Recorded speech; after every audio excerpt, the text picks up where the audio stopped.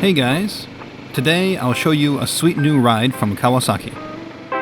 An interesting biker hangout, a famous shrine, a cool street, pirate ships, and a beautiful lake. I hope you'll enjoy it.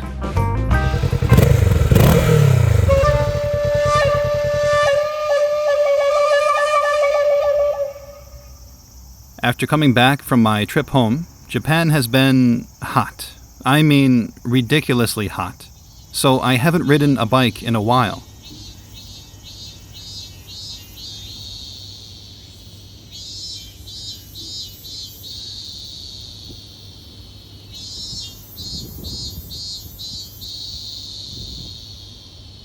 To get my mind off of bikes, I've decided to stay home where it's a bit cooler. With a cool drink and a game of cards.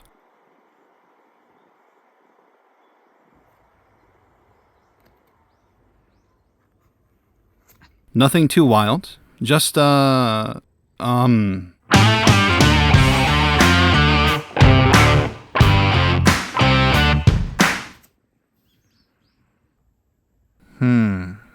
was strange. Anyway, just thought I'd play a friendly game of... what in the world?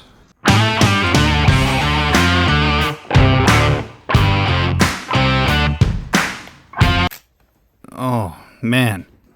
I'm going out for a walk. So, as I was saying, I've taken a bit of a break from bikes. But... what's this?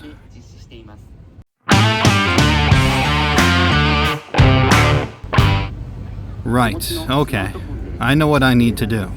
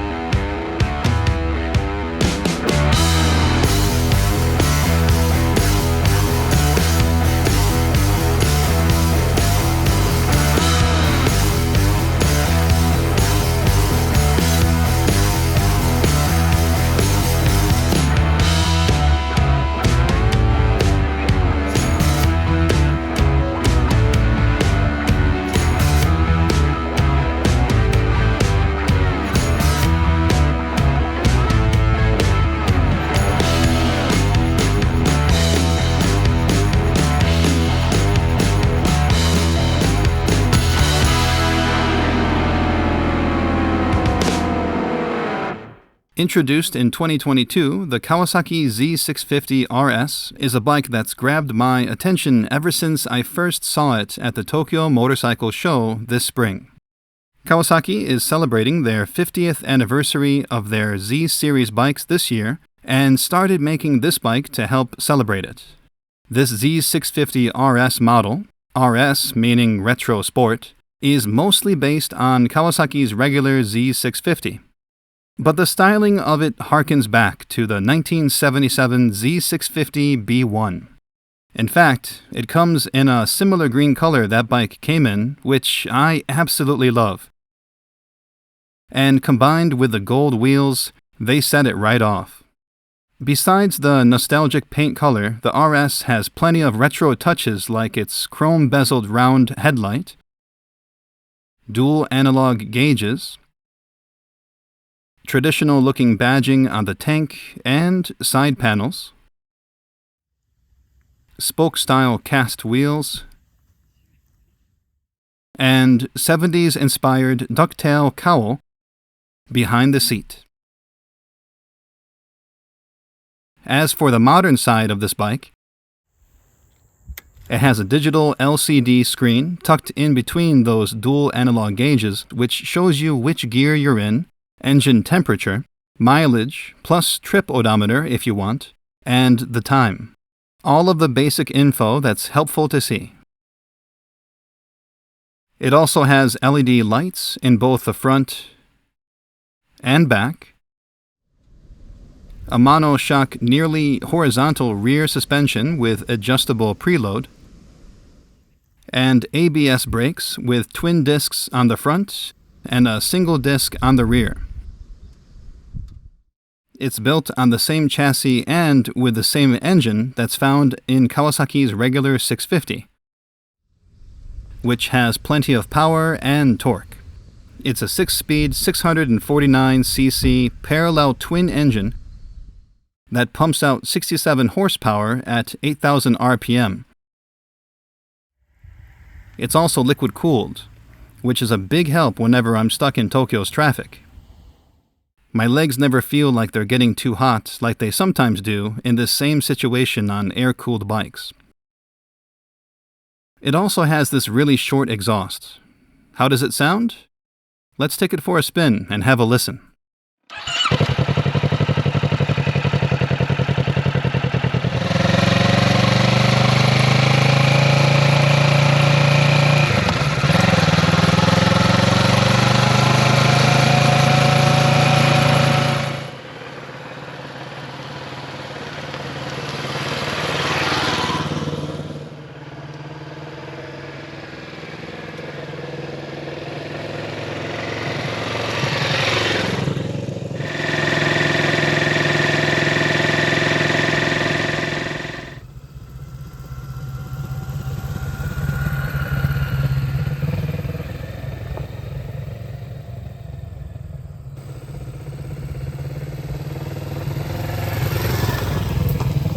It has a wet weight of 412 pounds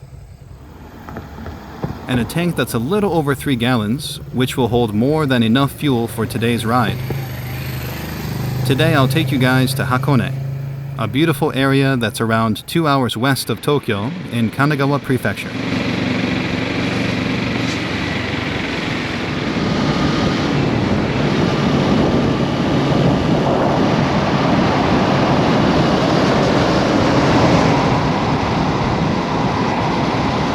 So, how is this bike to ride? Honestly, it's fun. I really like its torquey engine, and 67 horsepower is more than enough for the kind of riding I do. The raised handlebars help make your seating position mostly upright, although you still lean forward a bit. The fairly wide seat is nice, and it sits up a bit higher than it does on the regular Z650. The overall seat comfort isn't as good as it is on the Suzuki V-Strom 650 I rode last year. I'd say it feels pretty close to the comfort level of Kawasaki's W800. It's fine for rides that are an hour and a half, maybe 2 hours at the most, but you'll probably need to hop off for a break after that.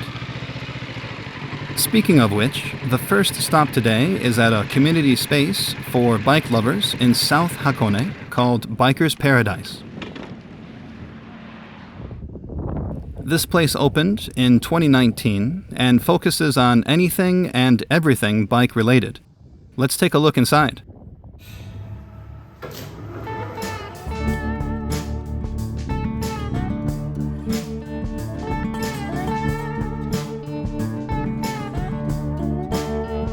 They have a variety of bikes on display here. Some are customized, others are slightly modified, and the rest are just naturally cool.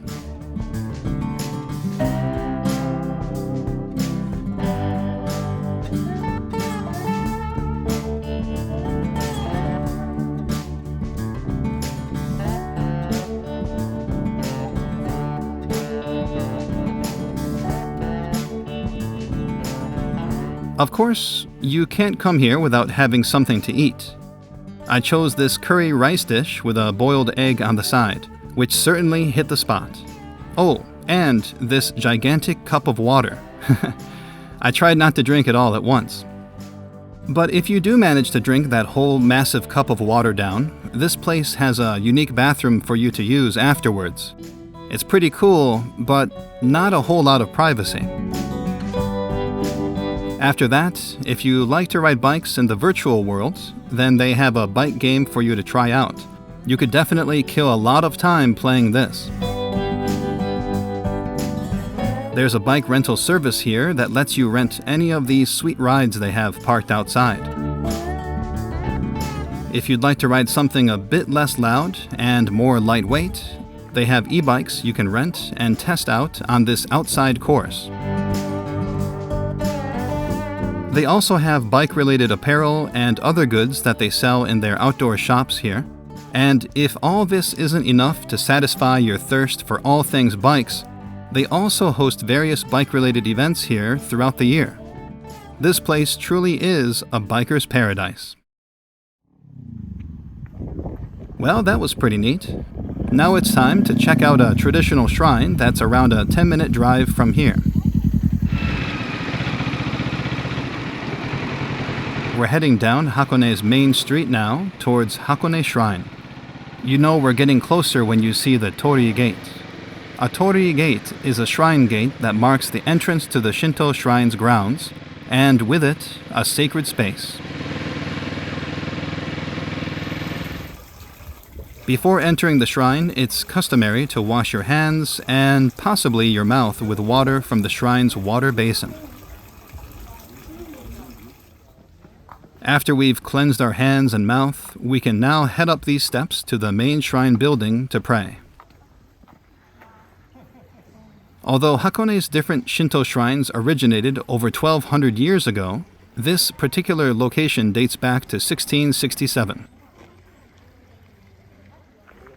It was respected by samurai back in the day. They'd come here to pray for victories in battle. Now, people come here to pray for good luck, safety, successful childbirth, and many other things. In order to pray, you first throw a coin into the collection box, bow twice, clap twice, make a prayer, and then bow one last time.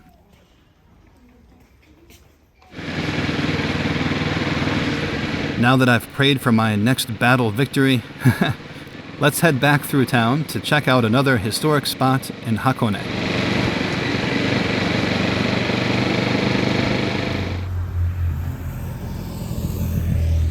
This street has restaurants and also souvenir shops where they sell traditional handmade goods called Yosegi. Yosegi is a craft that was started hundreds of years ago in the Hakone area. The artists here combine different naturally colored wood sections together in various geometric patterns. If you're lucky, you can sometimes watch them making new pieces in these shops. The main draw to this street, besides the handmade crafts, is the Sekisho, or checkpoint, at the end of it. Back in Japan's Edo period, which was from 1603 to 1868, there were 5 main routes that connected Edo, modern-day Tokyo, to the outer regions. This area is part of the historic Tokaido Road, which was the main route between Tokyo and Kyoto. Along this route, travelers at the time had to stop in at security checkpoints along the way. All of these checkpoints were shut down in the mid-1800s, and most have been deconstructed since those days. But this one in Hakone has been reconstructed, and in 1923 was recognized as a National Historic Site. Inside the gate, you can see the buildings where travelers had to submit their travel permits, pay taxes on any commercial merchandise they had, and allow any other goods to be examined. There's also a jail cell inside this area if travelers didn't meet the necessary requirements.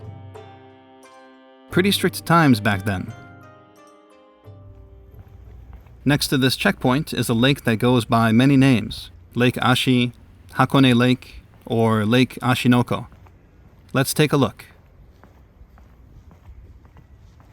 Lake Ashi and the surrounding area was a location used in the famous Japanese anime titled Neon Genesis Evangelion.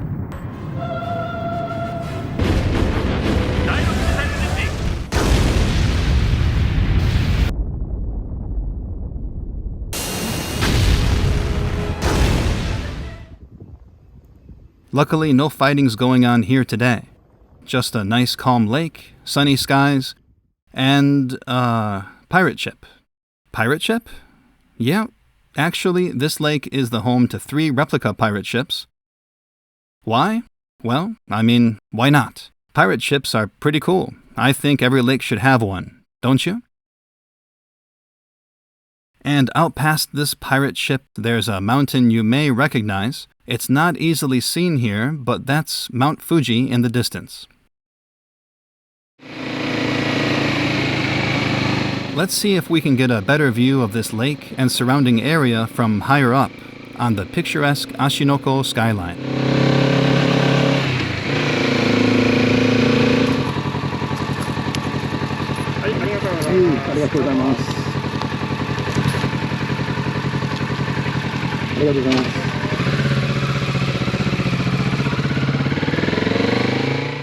Ashinoko Skyline is a toll road that follows along the outside ridge of volcanic Mount Hakone. There are around 50 skyline roads in Japan, and this one, made in 1962, was one of the first. These scenic routes are called skylines since they're named after Skyline Drive in the U.S., which goes over the Blue Ridge Mountains in Virginia. It's unreal how many curves this road has, which is the reason why it's been used by Japanese car manufacturers to test the driving dynamics of various sports cars, including, yes, you've guessed it, Nissan's Skyline GTR, specifically the R32.